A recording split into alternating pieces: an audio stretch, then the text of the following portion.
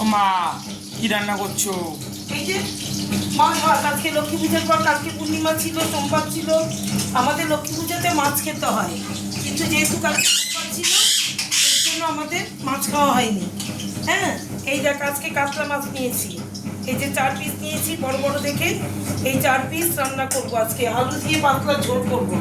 এই দেখ আলু কেটে নিয়েছি, 4 পিস মাছ। আর এখানে দেখ আদা নিয়েছি, আদা। এই যে 2টো কাঁচা লঙ্কা, এর থেকে বেশি দেবো না, তুই খেতে পারবি না। হ্যাঁ, ঝাল হবে তাহলে। আর আচ্ছা, আর একটু জিরে দেবো, আদা জিরে লঙ্কা বাটবো। বুঝতে পেরেছিস তো? এই দিয়ে মাছের ঝোল করবো বাহ। পাতলা করে আজকে। একদম, একদম। আর করেছি দেখ এখানে, আর বলো। দেখ কি করেছি। এখানে আলু আর বেগুন কুচিয়ে ভাজা করেছি পেঁয়াজ দিয়ে। লাভলে। হ্যাঁ, আর এখানে ভাত করেছি দুবেলা, বাহ, কারণ বিকেলে আর ইচ্ছে সারাদিন পরিশ্রম করতে আর পারছি না। ভাত করেছি। আর পরশু দিনে রোববারের দেখ মাংস আছে, ওটা গরম করে নিয়েছি। বাহ, এই দিয়ে হবে না? হয়েও বেশি। ব্যাস, তাহলে আবার কত? কালকে মাছ খাচ্ছি, লক্ষ্মী পুজোতে মাছ খেতে হয় আমাদের, মাছ হয়নি কালকে। আজকে মাছ ভাত খাবি, পূর্ণিমা তো ছেড়ে গেছে, মাছ ভাত খাবি। আর এই তো এই আমার মেনু।